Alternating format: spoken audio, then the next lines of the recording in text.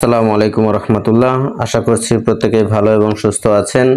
আমরা সবাই জানি ডিসেম্বরের 6 তারিখ থেকে নুরানী তালিমুল কুরআন বোর্ড চট্টগ্রাম বাংলাদেশের অধীনে যতগুলো মাদ্রাসা আছে প্রত্যেকটি মাদ্রাসায় বার্ষিক পরীক্ষা অনুষ্ঠিত হবে।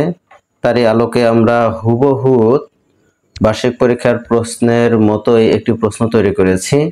তো এই প্রশ্নটি যেই রকম দেখা যাচ্ছে, অর্থাৎ এই প্রশ্নের যেই জায়গাতে যেইভাবে সাজানো আছে, বার্ষিক পরীক্ষার মূল প্রশ্ন ঠিক এভাবেই সাজানো থাকবে। এই কারণেই আমরা এইভাবে সাজিয়েছি, যাতে আপনাদের যে ছাত্রছাত্রী আছে এরা যেন এই পেপারটা সম্পর্কে একটু ধারণা পায়।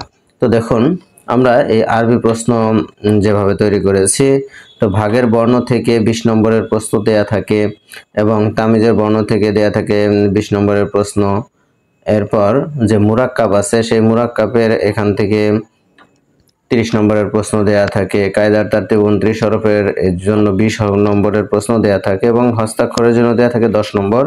এভাবে তো 100 নম্বরের প্রশ্ন তৈরি হয়ে থাকে।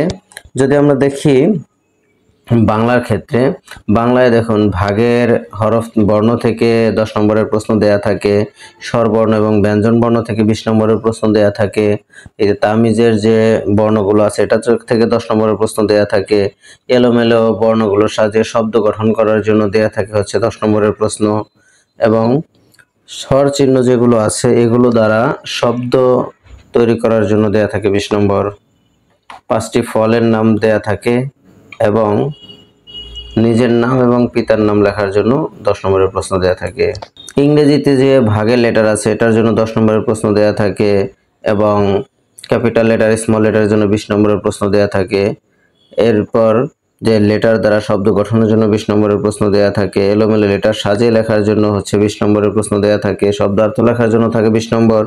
ইংরেজিতে 4টে ফুলের নাম অথবা 7 দিনের নামের জন্য দেয়া থাকে 10 নম্বর। হস্তাক্ষরের জন্য দেয়া থাকে হচ্ছে 10 নম্বরের প্রশ্ন। এবার দেখুন, খেয়াল করে, এটা হলো গণিত প্রশ্ন। গণিত প্রশ্নে কথায় লেখা এবং অঙ্কে লেখার জন্য 30 নম্বরের প্রশ্ন দেয়া থাকে। এরপর জোড় বিজোড় সংখ্যার জন্য 20 নম্বরের প্রশ্ন দেয়া থাকে। ছোট থেকে বড় সাজিয়ে লেখার জন্য 10 নম্বরের প্রশ্ন দেয়া থাকে। খালি ঘরের জন্য 10 নম্বরের প্রশ্ন দেয়া থাকে। যোগ বিয়োগ গুণন ভাগের জন্য দেয়া থাকে 20 নম্বরের প্রশ্ন এবং সমাধান করার জন্য অর্থাৎ বর্ণনামূলক অঙ্কের জন্য 20 নম্বরের প্রশ্ন দেয়া থাকে। যে কালিমা মাসআলা প্রথম প্রশ্ন 40 নম্বরের প্রশ্ন দেয়া থাকে, 2টি প্রশ্ন এখানে দেয়া থাকে। এরপর আরো ছোট ছোট 3টি প্রশ্ন দেওয়ার জন্য এখানে 20 নম্বরের 30 নম্বরের প্রশ্ন দেয়া থাকে এবং এক কথায়ের জন্য দেয়া থাকে 20 নম্বর। বলিষ্ঠ কণ্ঠের জন্য 10 নম্বরের প্রশ্ন দেয়া থাকে। এবং হাদিসের ক্ষেত্রে দেখুন, তো 3টি হাদিস অর্থ মুখস্থ বলো, আমরা এইভাবে হাদিস বলার জন্য 30 নম্বরের প্রশ্ন দেয়া থাকে। এরপর আছে হাদিস বলা দেয়া আছে বাংলা অর্থের জন্য দেয়া থাকে 30 নম্বর। এবার অর্থ দেয়া আছে হাদিস বলার জন্য দেয়া থাকে 30 নম্বর। বলিষ্ঠ কণ্ঠের জন্য 10 নম্বরের প্রশ্ন দেয়া থাকে। এইভাবে 100 নম্বরের প্রশ্নগুলো তৈরি হয়ে থাকে।